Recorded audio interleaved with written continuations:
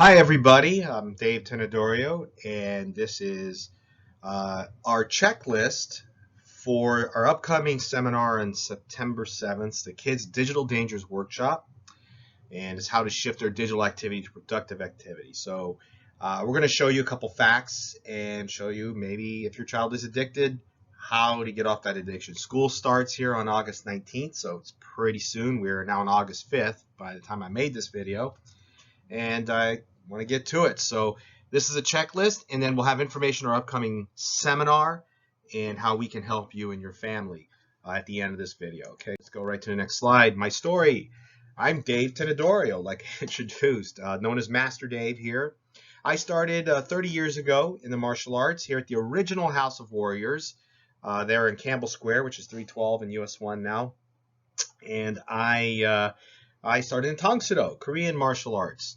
I was a teenager also. I was 13 years old, and I can relate to why parents put teens in martial arts because I was a teen in the martial arts. I wasn't doing too good. My grades weren't great. I was not confident. I was being bullied, picked on, you name it. That was happening to me.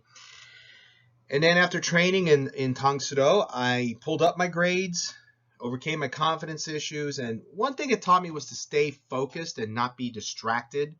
And regardless of what generation of teenagers we have, my generation, some before me, some slightly after me, there's always distractions. There's always something that distracts them and keeps them from doing something positive and good. So the martial arts taught me to stay on that focus, and I went right through high school, through college, and I was able to open my first professional studio at age 22, and I still continue to this day.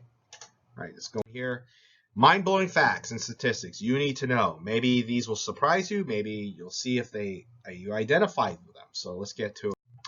59% of parents feel their teens are addicted to their devices. And guaranteed, if you're watching this video, you feel that way. You're probably one of those parents who think, man, I think my kid is always on it. So if you feel that way, chances are they probably are.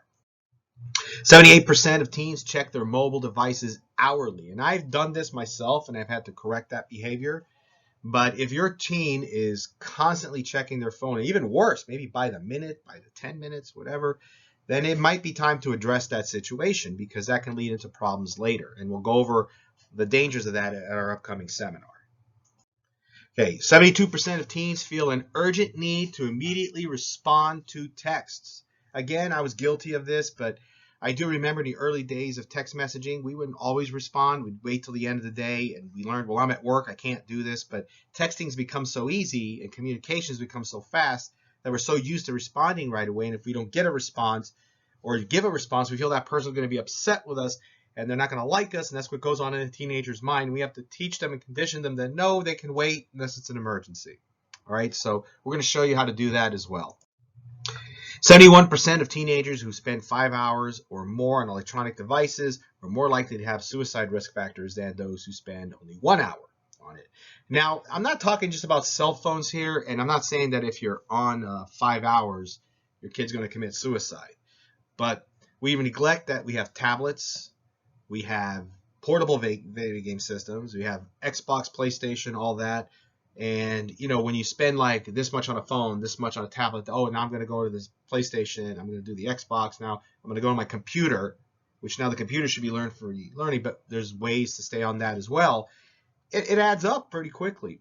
And what happens is, to adults, we can get depressed because we're comparing our lives to what we see online. Imagine a teenager whose brain is still developing and growing, and it does not stop developing, I think, until about age 21. So when you think about that, you know, we're continually poisoning ourselves into like being forced to make these mental gymnastics and not be able to feel happy. And we're going to show you how to correct that. We're going to show you how to avoid that and how to recognize it if your child is depressed because maybe they're on that device too long. Told you, be mind-blowing. So I put that slide in there for you. All right, now how do we stop kids from falling into this pattern? Well, one, you monitor their use. You're the parent. You know, we're afraid to have our kids hate us, but an honest truth is we're their parent. We have to monitor their use because we care for them, and they'll understand that eventually. So don't worry if they cry or they moan. They'll be fine with it later. Also, monitor your own use. Don't be do as I say, not as I do. Be the example for them. You're their parent, so you should be the example, and then they'll identify with you. Create rules. This is very simple, but it's very effective.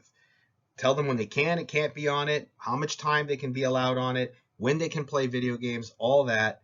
And then if they have extra time on the weekends, give them a reward for that, but also limit that as well.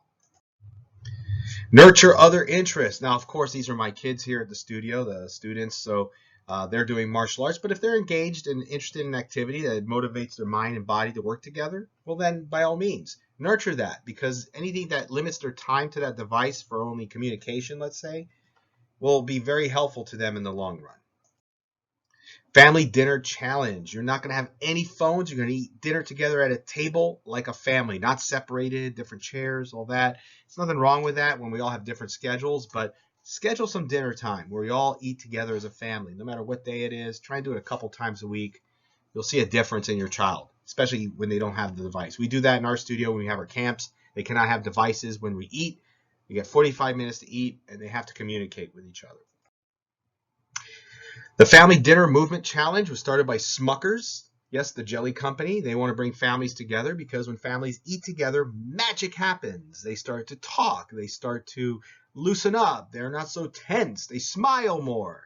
And 76% of parents report they learn more about their kids from mealtime than you do any other time. We're going to show some more stats about this at the seminar. Also, if you do try this movement, use a hashtag, this is mealtime, so that we can kind of popularize this again.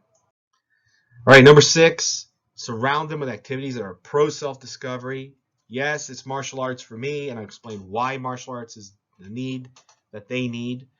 These are our actual students. You can see their ages like 9 to about 16 in this photo. So that's about the slice of these kids who get addicted to these devices and we're worried about. Now, some of them, when they came here, were really attached to their tablets. And when they started working out, something happened. Their parents say, hey, they're not on the tablet as much. Well, not just because of physical activity that's good for them. They're learning to engage their mind and body.